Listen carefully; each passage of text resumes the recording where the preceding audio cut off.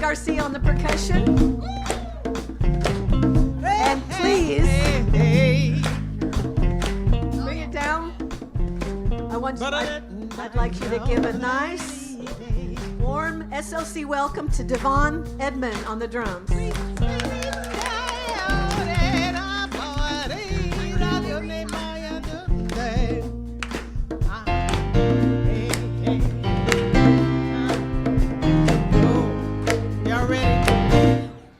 I'm in the right place at the right time. I am just where I'm meant to be. I'm in the right place at the right time. I am just where I'm meant to be. I'm in the right place at the right time. I am just where I'm meant to be. I'm in the right place at the right time. I am just where I'm meant to be. Oh, my soul is welcome here. Oh, my soul is welcome here. I am getting the message loud and clear. My soul is welcome here. Hey, my soul is welcome. I'm in the right place at the right time. I am just where I'm meant to be. I'm in the right place at the right time. I am just where I'm meant to be. Oh, my soul is welcome here. Oh, my soul is welcome here. I am getting the message loud and clear. My soul is welcome here. Oh, my soul is welcome here. Oh, my soul is welcome here. I am getting the message loud and clear. My soul is welcome here. I am getting the message loud and clear. My soul is welcome here. My soul is welcome here. My soul is welcome here. My soul is welcome here. My soul is welcome here. My soul is welcome here. Oh, my soul is welcome here. Yeah, yeah. My soul is welcome here. My soul is welcome. I am getting the message loud and clear. My soul is welcome here.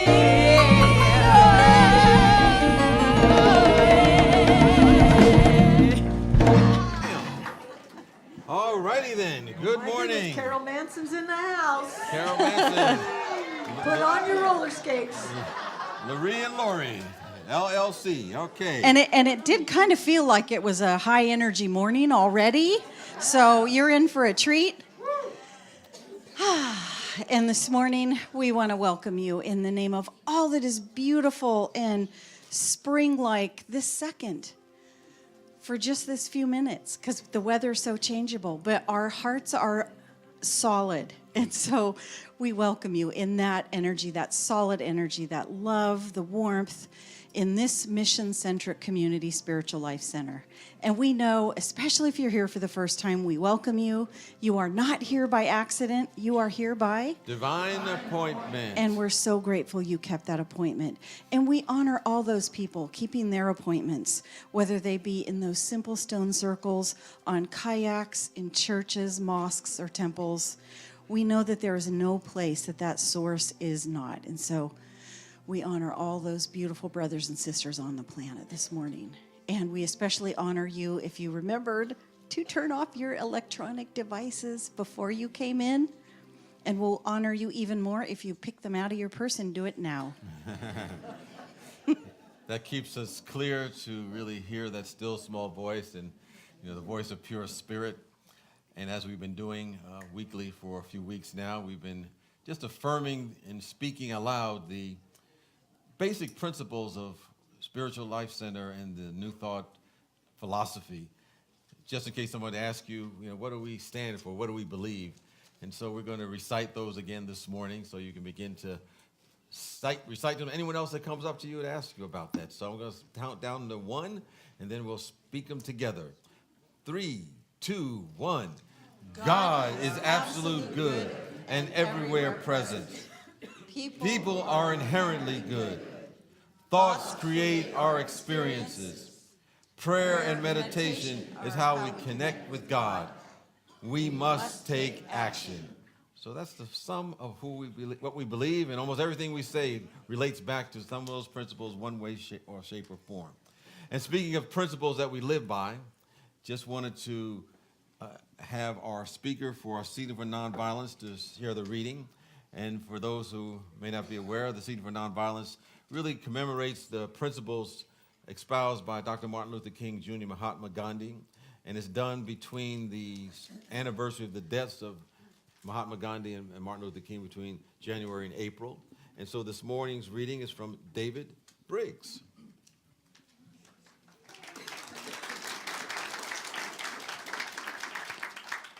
Good morning. Good morning. That was awfully lackluster. Let's try that again. Good morning. Good morning. Much better.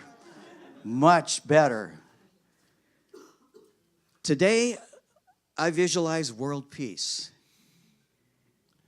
And for those of you who may be basketball fans, this has nothing to do with Ron Artest.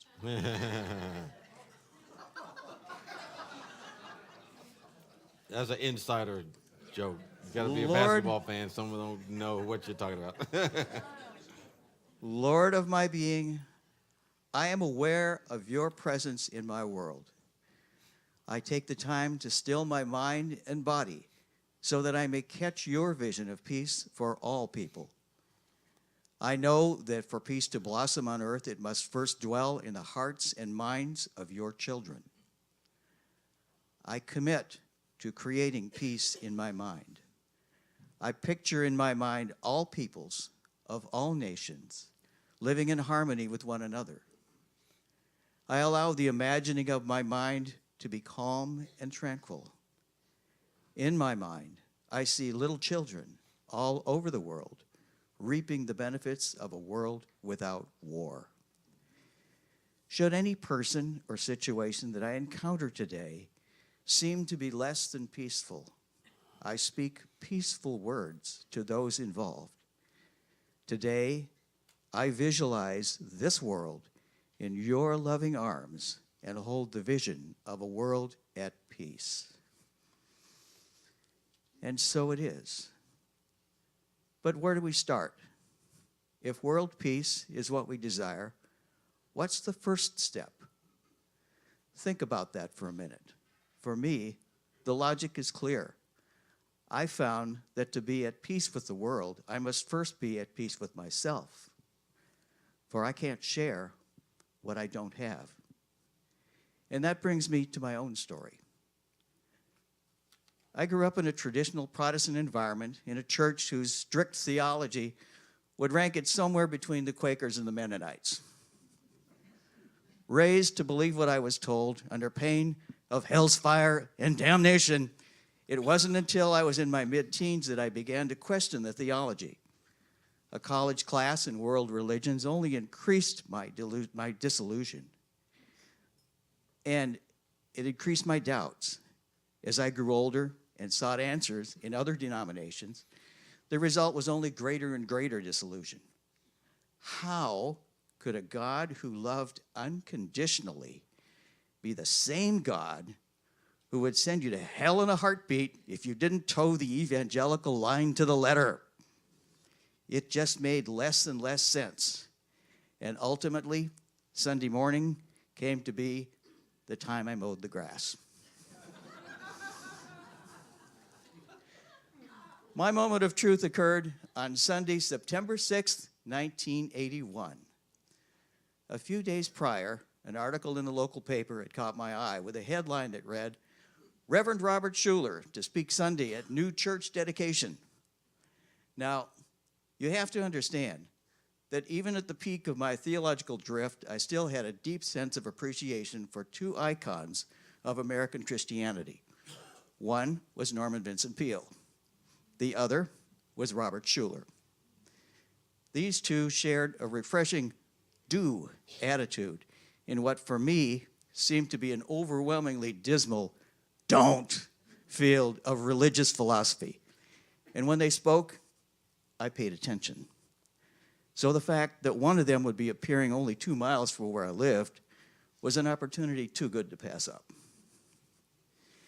The dedication was that of what was then called Unity Church of Today in Warren, Michigan.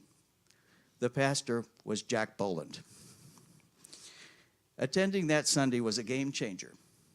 It lit a fire that opened my mind to a whole new attitude about religion and how it can impact every facet of my life in a positive way. Unity exposed me to new thought philosophy. It changed my life. Over the intervening years, I've come to fully embrace unity and embrace it in every sense of the word. It impacts how I think, how I act, how I reach out, and how I respond. I am now blessed with prosperity, a love of life, a happy home, including a loving wife, 30 years in May, children,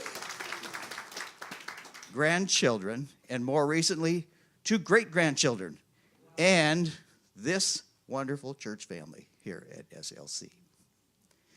And of prime importance, it has brought me peace, peace of mind, peace of heart, peace to share with my family, my friends, with my church, this church, and with the world.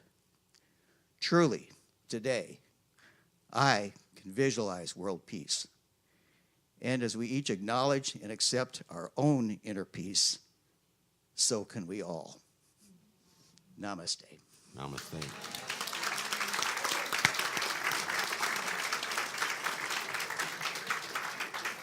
Thank you, David. Thank you, David. I think he's going to be starting a blog in about a week, and we'll give you all the details.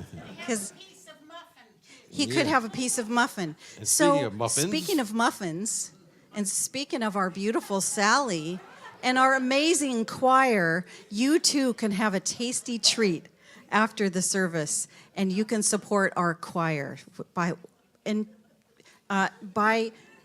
enjoying the bake sale. Thank you, Sally. And so this coming WOW program is a 3-angel meditation with Reverend Deborah Phillips, and it is the last Wednesday that you can have soup at 6 for the season. You come to the service at 7, but the following week we're switching over to salad. Oh, you guys are so smart. They're ahead of the game. Yeah, so be sure to come for that wonderful opportunity. And just so that you know, we're making a radical change, and it's going to happen next week. And it's so radical. Just, are you all paying attention? Okay. How many of you get James' weekly email message? Okay. It's got an inspiring quote, don't you think? Hands up. It has great information about all of our events and programs. Yes? And it's now going to come to you on, drum roll,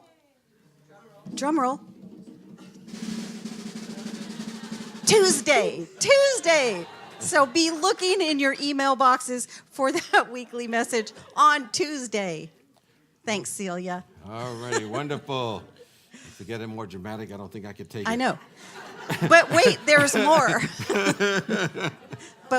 more. So in your bulletins today is a spring calendar. Be sure to tack that up on your smart refrigerator so that you don't miss any of our wonderful services and programs. And speaking of activities coming up, just to remind you that our spring clean in 2019 is coming up, and you can join join us on March the 30th from 9 a.m. to 2, and we'll shine our home. We'll get the walls cleaned up and prepare for painting and use non-toxic cleaners for ourselves and for the environment. And if you happen to have a step ladder or some gloves, bring them along because they'll be put to good use. And you can sign up in the courtyard at the cashier table, and we'll have some coffee and snacks available throughout the morning. So come at any time that you can to support the cause. Wonderful. And I think we have a few words from an esteemed board member. Monty is going to step up and talk about our board recruiting phase. We are in the midst of it, and he's got some inspiration to share. Oh, this is the first time I've ever shared inspiration here. So I'll do my best. Anyway, we are soliciting. Hold up, you might. Oh, okay, yes. Thank you, okay. We are soliciting board member applications. A board member is involved basically in the management of the business of the church more than anything else. If you become a board member, there's a term of 3 years. So we're seeking new board members. There are 2 positions that are available currently. We would also be willing to accept an application for an alternate board member. This would be an opportunity to receive some training to find out what it really means to be a board member. And what does it mean to be a board member? Well, it's a certain amount of work. It's a way of making a contribution to the church. I guess that's what it has meant for me. I believe James asked me to be a board member. I'm not sure why. I think I was usually good about being here on Sunday morning at 11 o'clock, and so he thought I might be able to make the board meetings.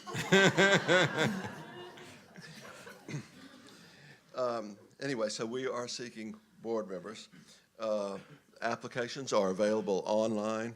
They're available in the courtyard. They're available in the office. Applications are due by the end of the month. And that's pretty much what there is to know. For any other board members out there, is there anything I'm... Have to be a member. What? Oh, yeah, oh, yes, okay. You have to be a member of the church. We don't. Okay. And you all will be available to answer questions after Yes. after the service? We will be available this week and next week. The application process closes at the end of the month. All right. All right. Thank you, Monte. Thank you.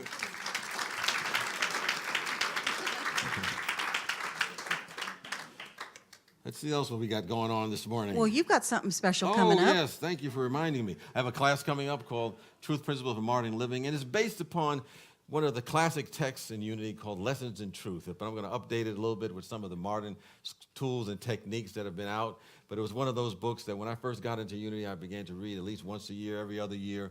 And it begins to really remind me of the basics. So we're going back to basic training, so to speak. And hopefully we'll have some fun along the way. We will. And I think you're going to put a fresh twist on it.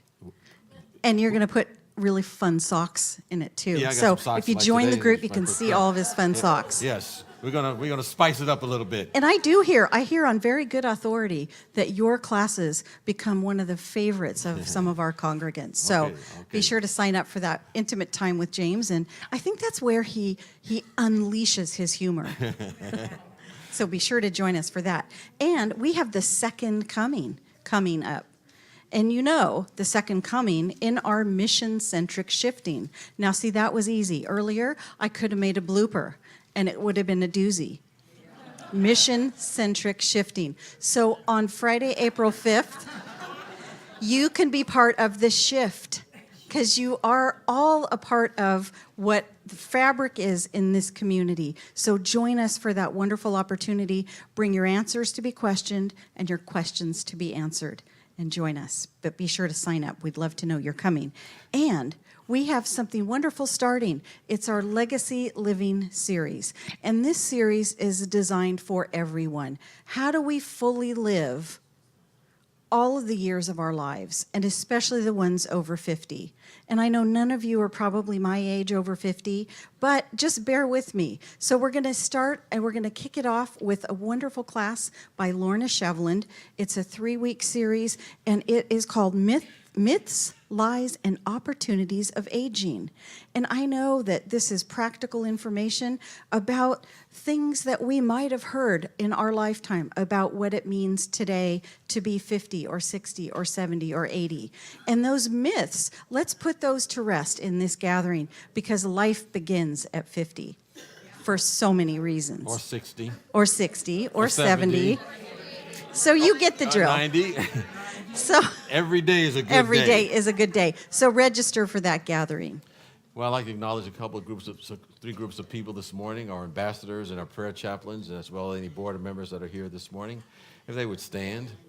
The ambassadors are wearing the rainbow ribbons, and they're available to answer questions that you may have about Spiritual Life Center, point you in the right direction, and just give you a great Spiritual Life Center greeting. So we thank them for their consciousness and their hospitality. Our prayer chaplains are doing the very important work of holding the prayer watch for not only our community, but for each individual. So if you're going through any kind of challenge, they will help you remind yourself of the truth. And also, if you're going through a joy, they'll help you bring greater joy to your life. So we thank them, and they'll be available to pray with you right after the service in the courtyard. And then, of course, our Board of Trustees, who, as Monty pointed out, provide a great deal of guidance to the direction of our community. And they're here also to answer questions that you may have about us. And so we thank the board for their service at Spiritual Life Center. And if you are here for the first time, we're going to ask you to raise your hand in just a minute. We have two things we're going to give you. One is a welcome card, and it is the best way to get signed up for James' weekly email message. And it's an inspiration and information all in one. And so fill that out and drop it in the offering basket or at the welcome table. We've also got a shell lay for you. And on that shell lay has a beautiful blessing. But someone stole the second sheet of our notes, and I can't remember it word for word. We're Thank spiritual you. beings. Thank you, Monty. Having a human experience. Yeah. Anyway, so if you are here for the first time, if you raise your hand, I promise Any we're not going to first-timers make here you today, sing. Raise your hand nice and high. We're going to get you that chalet. And it has on that the note, we are all spiritual beings having a human experience, and there are many paths to the one God. And we thank you for sharing your pathway with us. So there's a few more people that have hands up. They're probably pointing to an individual right over there. Just want to make sure we got enough hands. Oh, yeah, the drummer. They give the drummer some, as they like to say. Yes. So we thank everyone for being part of our community today.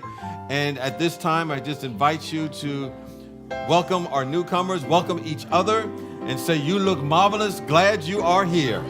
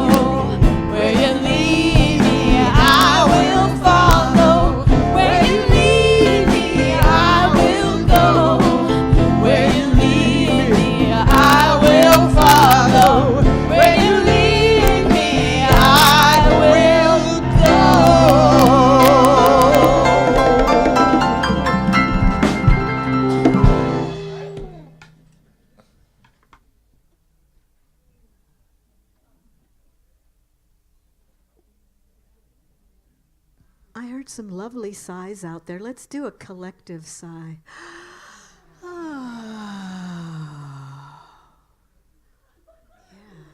That felt good.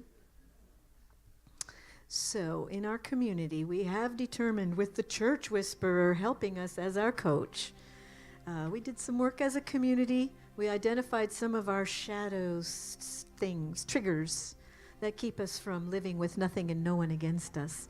So we've been speaking it out loud because when we do that, we can bring it forward, up, and out. It's part of the cleanup phase of the wake up, show up, clean up, and grow up. So let's do some of that cleaning house right now, since we're in the spring cleaning mode. Please have compassion for us when we are being not enough, distrusting, grieving, blaming, powerless, or fearful, because this is who we have come here to be: inspired, in integrity, joy-filled, compassionate, unstoppable, generous, and transformational. And now let's enfold and embody all of those beautiful qualities into our vision statement.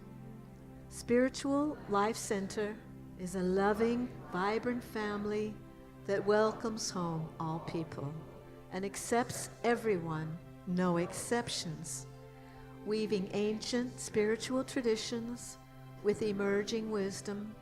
We cultivate a spiritual deepening with the divine, each other, and our planet. And now, as we move into meditation, we'll sing this chant together: Showers of Grace.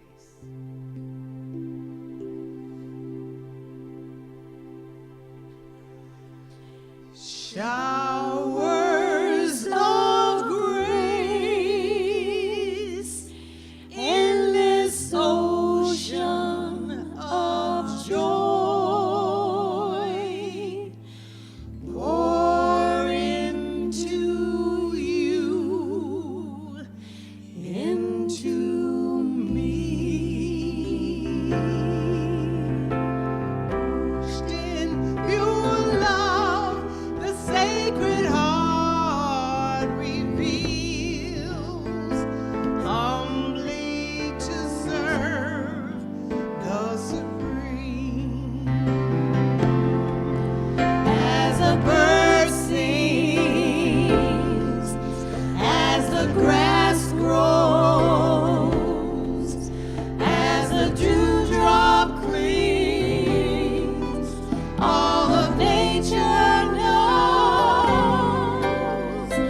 Showers of grace in this ocean of joy, pour into you, into me. Washed in pure love, the Sacred Heart reveals, humbly to serve the Supreme.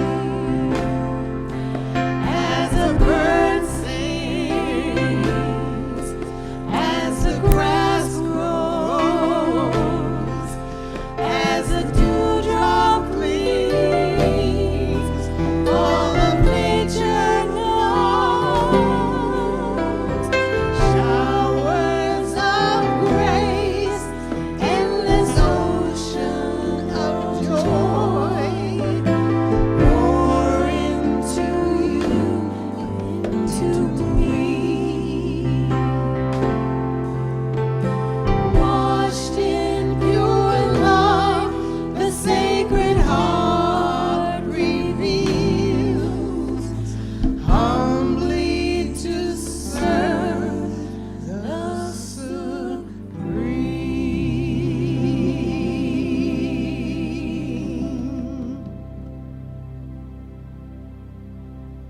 Showers of grace, washed in pure love, our Sacred Heart reveals. Breathe that in as we settle into meditation. softening into this moment, opening to the sacred within,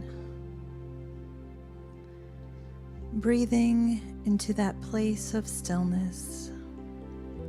We listen, one with Spirit. Allow yourself to relax into this truth.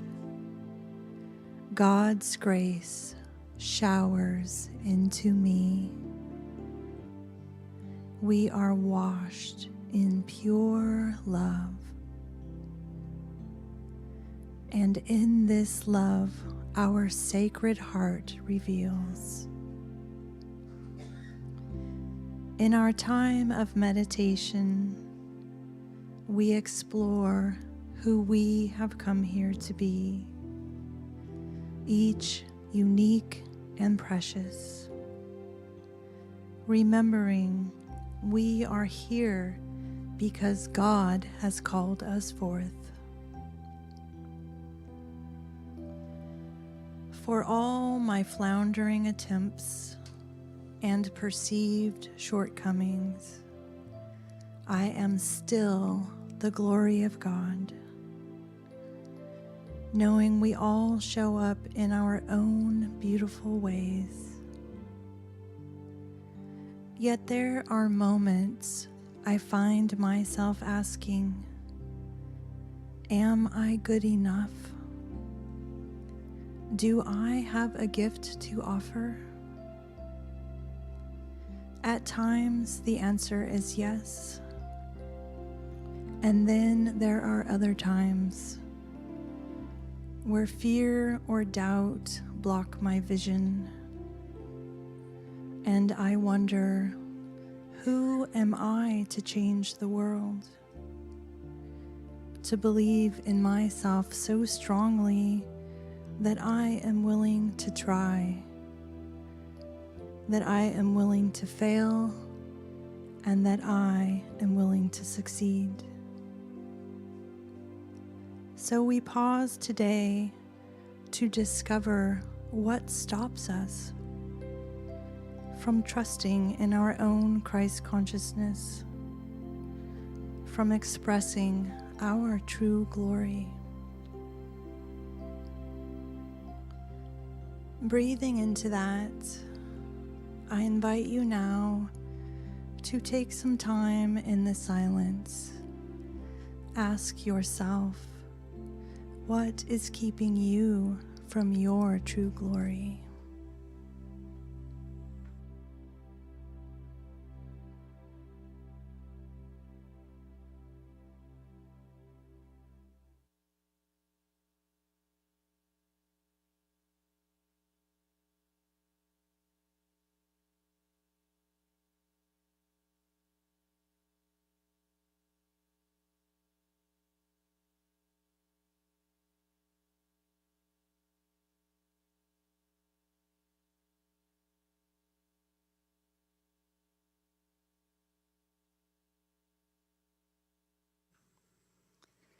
And with a gentle acknowledgement to this companion,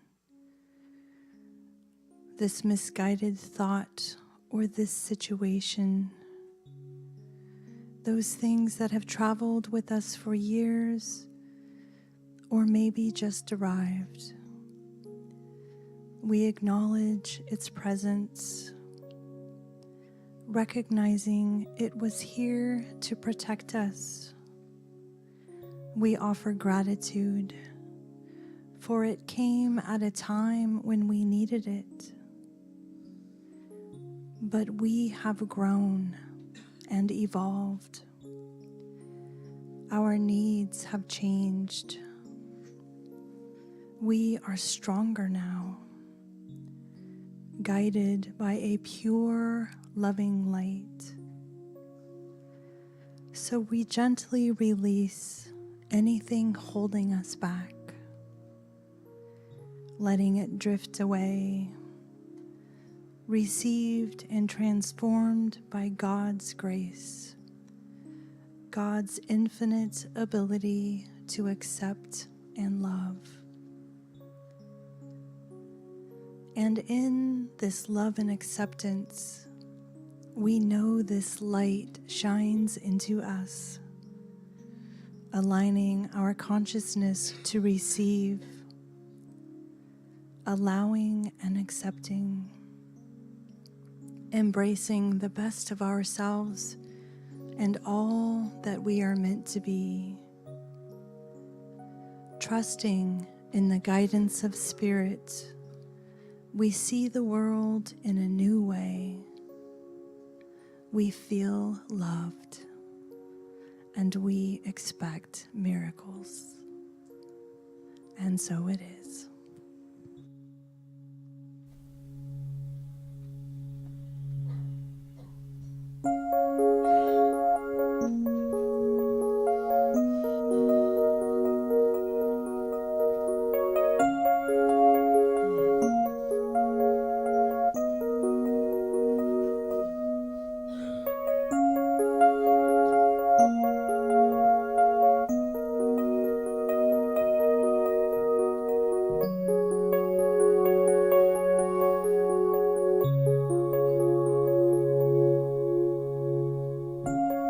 I'm expecting a miracle.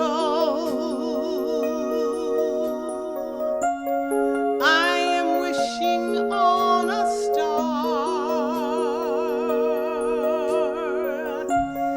I'm expecting a miracle to guide me to where you are.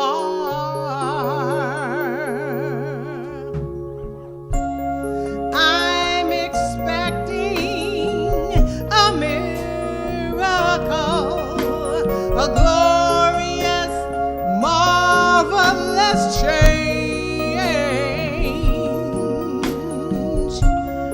I'm expecting a miracle where nothing remains the same.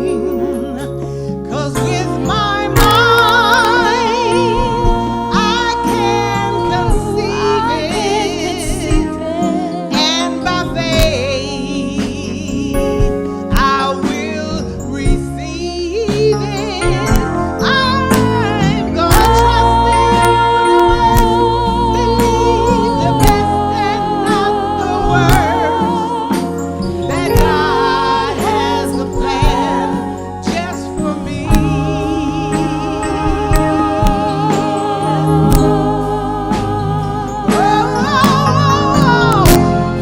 I believe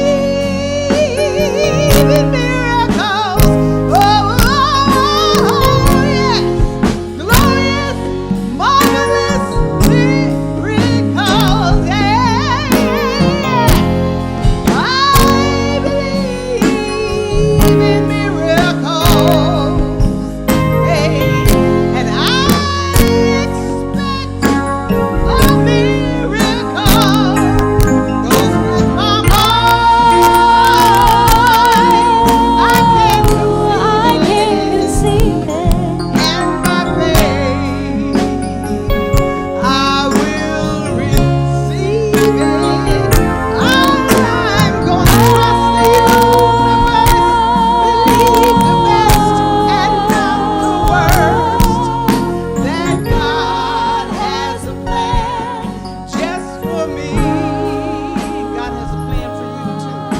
All of you. I'm expecting a miracle, a glorious, marvelous miracle. I believe, this is how my daddy said, I believe in miracles where nothing remains the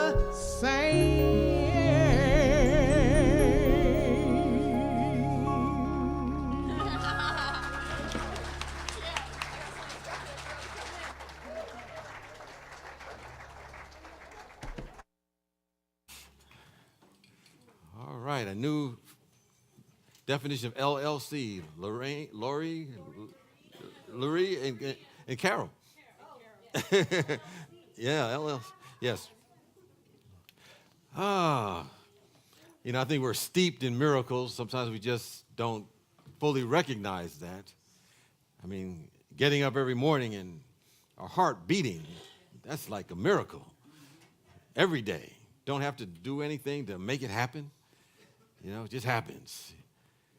The earth revolving around the sun, the solar system is staying intact.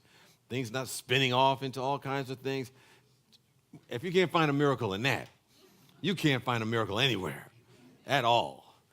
In fact, you could say, to your neighbor, you're a miracle and so am I. Turn to your neighbor and say, you're a miracle and so am I. Like you really mean it.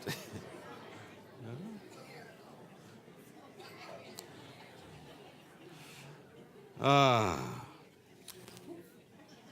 we've been working with this theme for the year in which we're saying we're here to wake up, grow up, clean up, show up.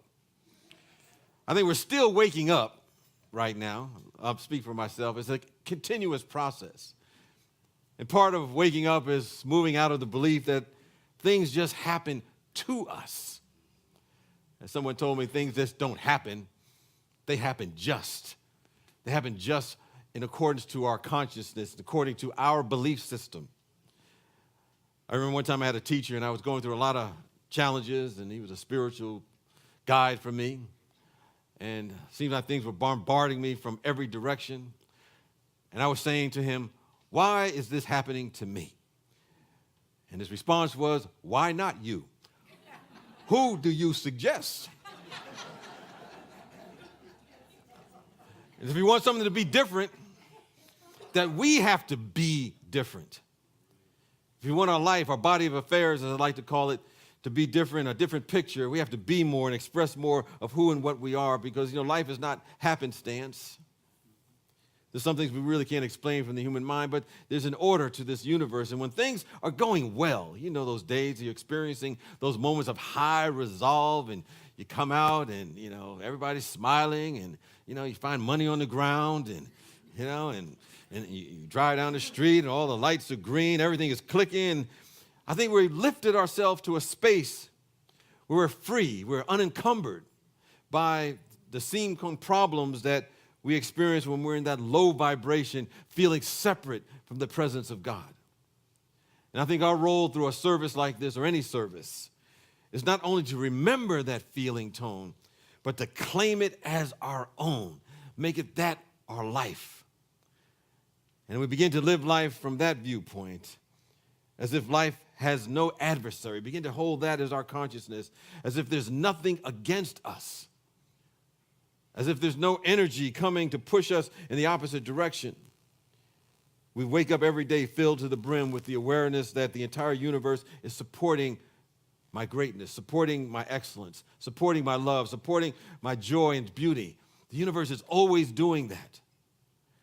And we're exclaiming that all of this universal flow is for us, and there's never against us. And our job is to lift ourselves to be in tune with that. And with that, there's nothing impossible for us to do. When we begin to get into that flow, it takes over our life. And those rickety knees become strong. I'm affirming that for myself. That back becomes vibrant and youthful, and we release the burdens from our shoulders so we stand up straighter. And that frown turns into a smile. That entire being begins to glow, which is our destiny. It's not accidental. It's not a subtle hope or wishful thinking. It's not a pipe dream, because we're made in the image and likeness, and out of this presence we call God, and beauty and joy and harmony. No matter what happens in the outside, we can get in tune with that. It kind of reminds me of the time there was a little boy, he would never sit down. And so this is probably before capital punishment was outlawed. They would have him, they'd make him, he'd stand up and he'd sit him back down. They'd make him sit down. He'd stand up, they'd make him sit back down. And he'd stand up, they'd make him sit back down. So finally he said, I may be sitting down on the outside, but I'm standing up on the inside, okay? I'm always standing up. We're made from that kind of stuff. We're made for excellence, we're made for beauty. And today I'm talking about the idea that to get there, we have to enlarge our tents. Now, when I said that to someone, they thought I meant tents, T-E-N-S-E. And I got kind of confused because a guy had gone to a psychiatrist, and the psychiatrist asked him, well, what's wrong? And the patient would say that, I keep having these dreams, recurring dreams. One night I dream about a wigwam, and the next night I dream about a teepee, and the psychiatrist said to him, oh, I know your problem. 2 tents. I know it won't hit you later. I know it's corny. I know I like corny stuff like that. But the whole idea, we want to move out of the past tense and move away from the future tense and enter our expanded good when we hear this statement from the book of Isaiah. It says, enlarge the place of your tents and allow for the curtains of your habitation to be stretched out. Lengthen your cord, strengthen your stake in the ground. Watch how you will spread to the left and to the right. Even your descendants will possess the nation. And that statement is really talking about the conscience of God coming through Isaiah. It said, expand our tents. Expand where you are. Hold nothing back. Open yourself up. Open yourself out. Let the curtains of your habitation be stretched out. Lengthen your cord, strengthen your stake, and watch as you expand to the left and to the right in all of your life. We hear a message of the day where individuals sometimes are praying to the presence of God that they want more. They pray for more. To God, give me more, give me more, give me more. And if the God could speak to us, it would say, it's already given us everything, that we must become more to attune with what is already here. This came to me sometimes because sometimes what we're looking for, even in the midst of the seeming lack, limitation, impossibilities, there's always a solution in this idea sphere if we just raise our vibration to catch those ideas. And I thought about Nelson Mandela when he was in a prison cell, because he was fighting to end apartheid in South Africa. And of course, he was sentenced to life for hard labor. And he was holding on to this limited belief that his vision of harmony, his vision of having an apartheid-free country would never happen. And it consumed his mind. It began to take him over. But then one day, like raindrops falling on a parched field, a thought popped into his mind. He began to expand his thinking, expand his conscience, expand his tents by saying to himself, well, maybe my mission can still happen. And he nurtured that thought and began to embody the idea that his vision could, in fact, manifest and take place. And he further reflected upon this and expanded his thought, and he had a revelation. He said, even it's a seemingly hopeless situation, maybe it's exactly as it should be. And he took it a step further. He began to believe that in spite of the appearances, in spite of his conditions of being in prison, there's a means that he could still end apartheid and really achieve his mission. And he began to relate to this idea more and more until he became the idea. And once he embodied that mindset, he got this idea of writing letters and getting those letters out to the Western news organizations around the world. And of course, he had befriended some of the prison guards in prison during that time, and they mailed the letters on his behalf. And what happened, there was a worldwide movement that started, and it began to put pressure on the government of South Africa to change its ways. And eventually, this led to his freedom. And Nelson Mandela became the president of the country that had unjustly imprisoned him. I think it started because he began to expand his tent, expand his consciousness, expand his idea. We do the same thing. Expand our awareness to the point where the Spirit is telling us and we're hearing, I've given you everything that I am. I placed it within your heart, your soul, within your DNA. As I mentioned from time to time, we've heard of designer genes, but we got some diviner genes in us, waiting to express and grow and unfold in a way that we never imagined. So we're here to expand the places of our tents and allow the curtains of our habitation, as that scripture says, to be stretched out. And we begin to see the great God of the universe has already created the greatest miracle of all time. That is our magnificent and wonderful life. But sometimes we hear about this and we're asking God to give us more, and we not have expanded our own consciousness. And we have not expanded our own awareness to receive that, then we end up trying to beg or supplicate to something outside of us. But as the prophet Isaiah said to us, we must expand our tent, expand our own awareness. We must enlarge the place where we are strengthening and lengthening that which we have around us. I recall the time that I was with a friend, and he had a radio show, and they were calling in, and I don't remember the topic it was about that day, but they knew that I was a minister and knew something. I don't know what they thought I knew. And they said, I have a question for you. I got this situation that, I'm sick and tired of my job. Can't stand it. I go there every day. And then I start putting in applications for other jobs and go to interviews, and just at the last second, everything begins to fall through the cracks. So my question for you is, what is going on? Of course, my first response was, I don't know what's going on in your life. I don't know. But, I decided to put on my turban, my soothsayer hat, spin around 3 times. And I said, well, here's what I think you got to do. You got to go back to where you are. Go back to the job where you are. Give more than they're compensating you for right now. And when you begin to do that, you begin to put the universe in your debt. And the universe not wanting to be in your debt will balance the balance sheet and push you to another level. If you go in with a sick and tired consciousness, you're going to bring the small self to you to that experience. So give more, and the universe will begin to balance things out so that either the space where you are will expand, or you will expand beyond that space to the next level of what your life is supposed to be. That's how it works. You expand your tent, expand your awareness, and something begins to happen. And I think it's one of the spiritual toolkits we can do to gather the all good. And another one is to just look at how we can change what we're looking at to get our good from.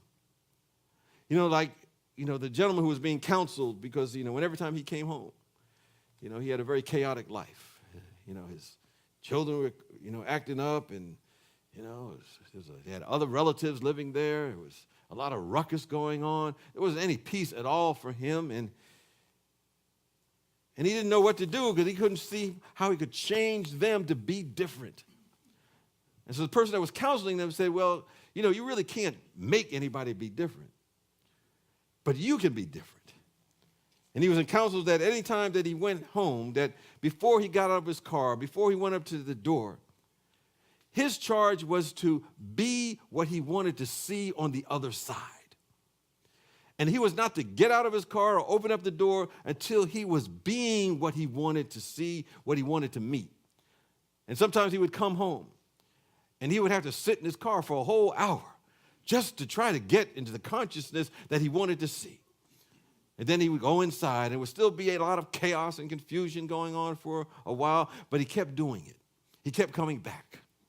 And then eventually, it began to change, and the peace that he was looking for began to conform to the energy that he was being. Just as it was being read by David, we have to be the peace that we want to see in our world.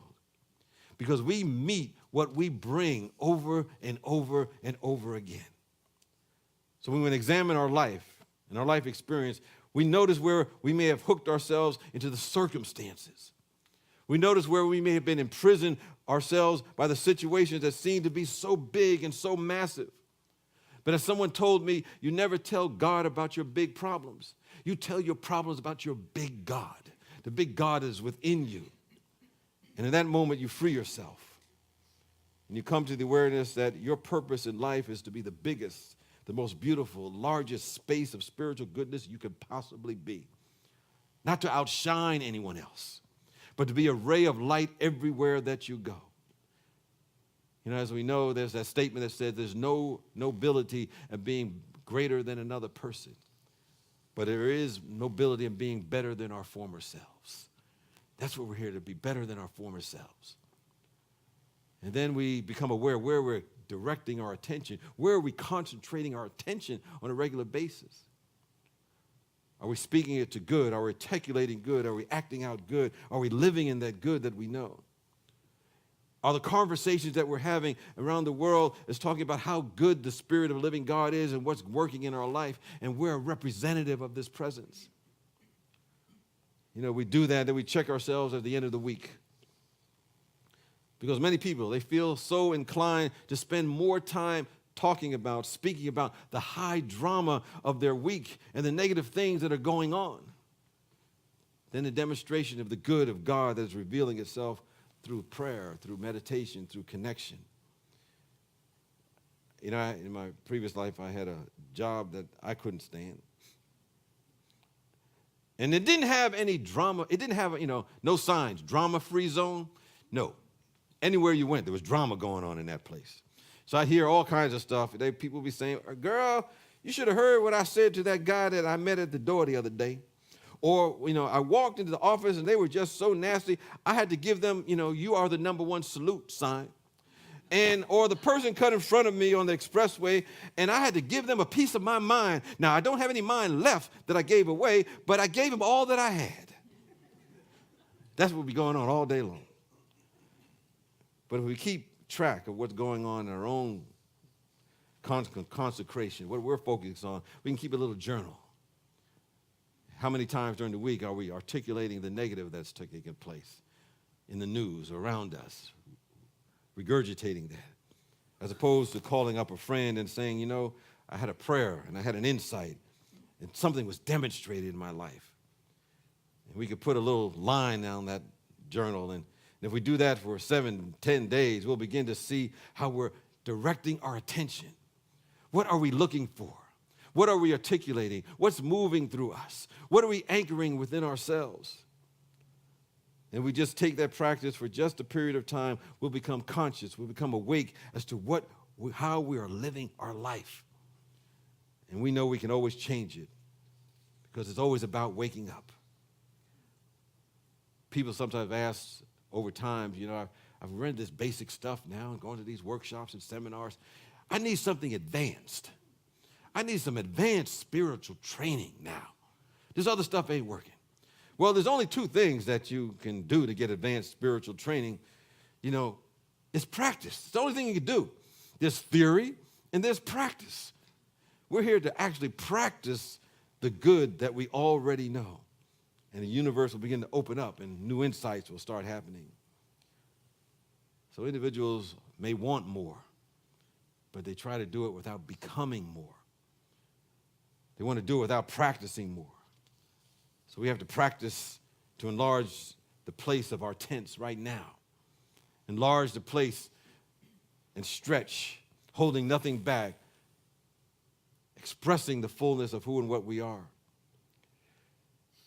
I was at a conference years ago, and there was a speaker there by the name of Jean Houston.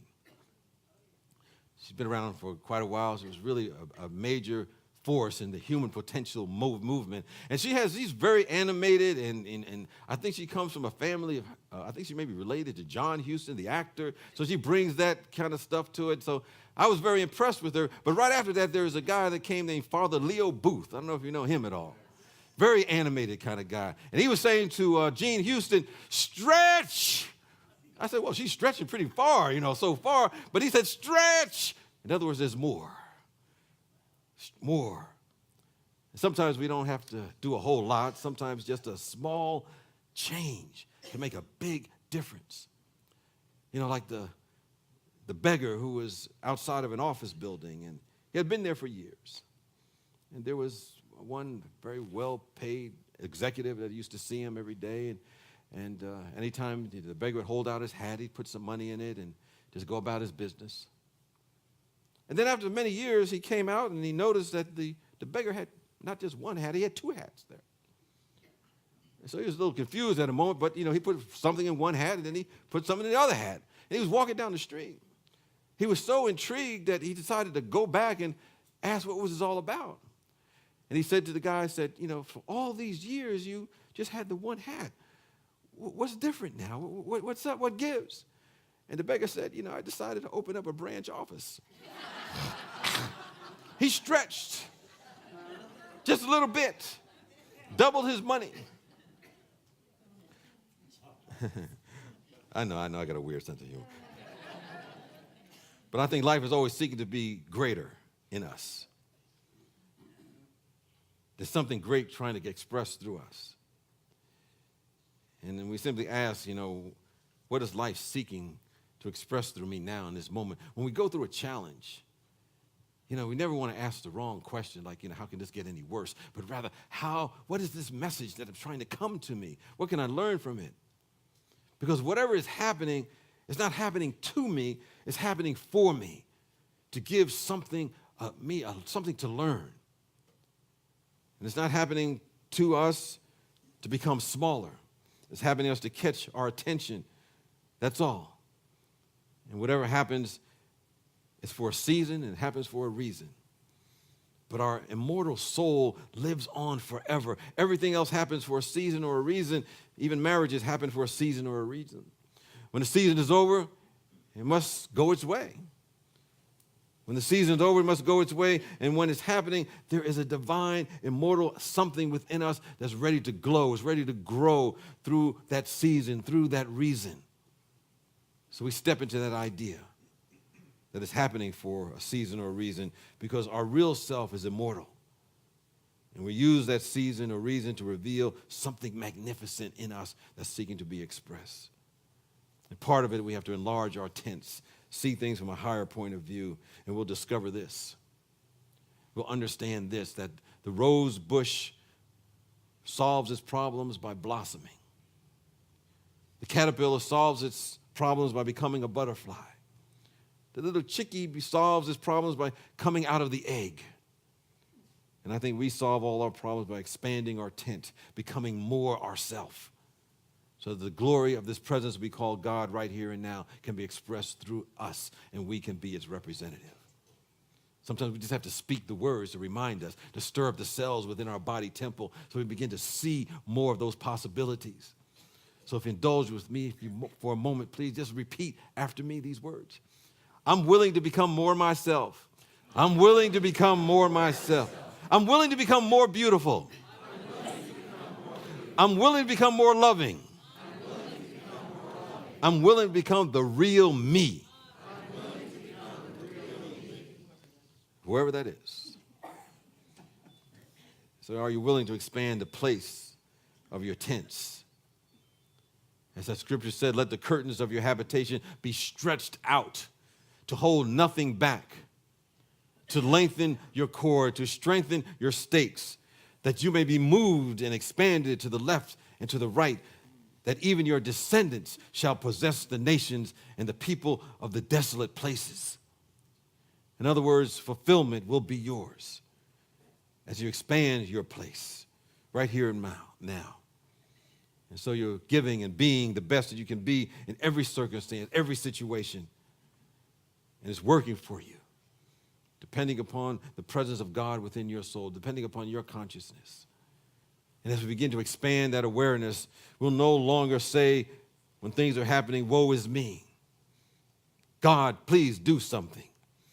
Because if we could hear God answer to us, it would tell us, I've already done it. You are the miracle. Don't waste your essence and your time. Come into the awareness that you're living the greatest adventure in your life right here, right now. Just expand your tent and accept it. So it is. Amen.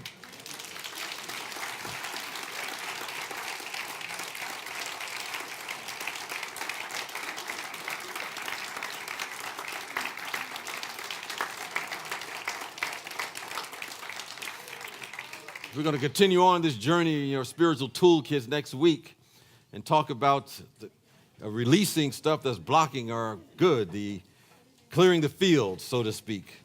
And we'll be graced by the presence and voice once again of Louise and Soul Light Connection as they're coming up to serenade us once again, lift our vibration just a little bit more. So as you're taking your gift, your love offering, just know it represents a symbol of divine love. Somebody said that money and substance is simply the shadow of love itself. So from this awareness, we raise our consciousness, raise our gift and offering.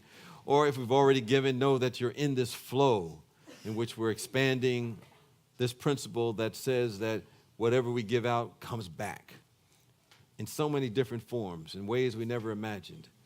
And it's also doing tangible things of just providing the things we need to help people transform their lives that are here and those that are on their way, because they're coming. And so with that awareness, let's say our offertory blessing together. Divine love, as me, blesses and multiplies all that I am, all that I have, and all that I circulate. Thank you, God.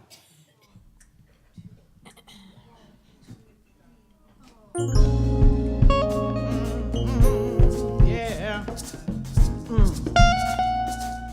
In the land. Got a groove going on up in here, y'all.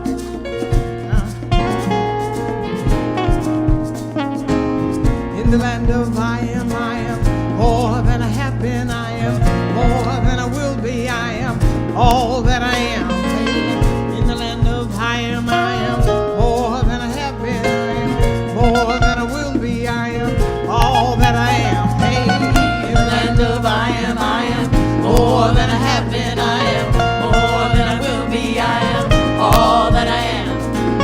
In the land of I am more than I have been. I am more than I will be. I am all that I am. And the songs of all my great-grandmothers and the dreams of all my great-grandfathers and the way to rise above the pain, all live in me. In the land of I am more than I have been. I am more than I will be. I am all that I am. Hey, in the land of I am more than I have been. I am more than I will be. I am all that I am.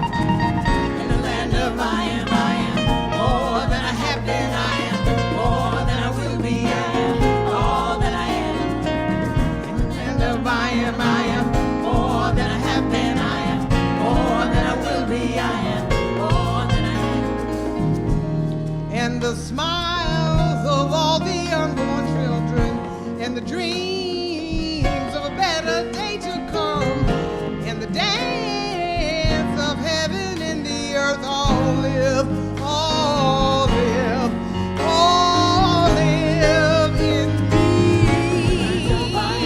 Yeah. More than I have been. I am more than I will be. I am all that I am. Hey, in the land of I am more than I have been. I am more than I will be. I am all that I am.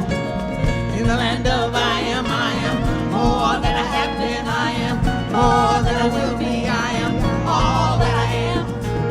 In the land of I am more than I have been. I am more than I will be. I am all that I am.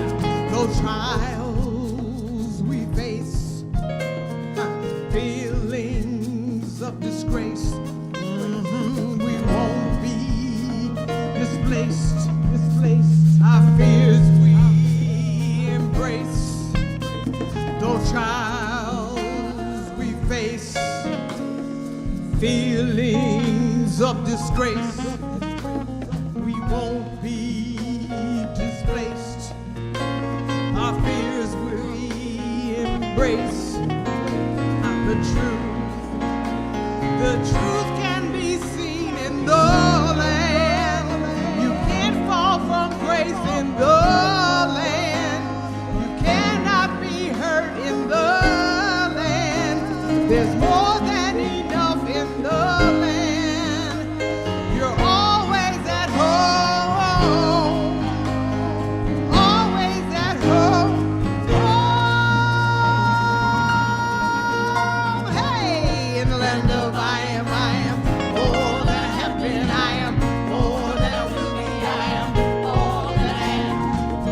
In the land of I am more than a happy, and I am more than I will be, I am all that I am. In the land of I am more than a happy, and I am more than I will be, I am all that I am. In the land of I am more than a happy, and I am more than I will be, I am all that I am. In the land of I am more than a happy, and I am more than I will be, I am all that I am. Hey. In the land of I am more than a happy, and I am more than I will be, I am all that I am.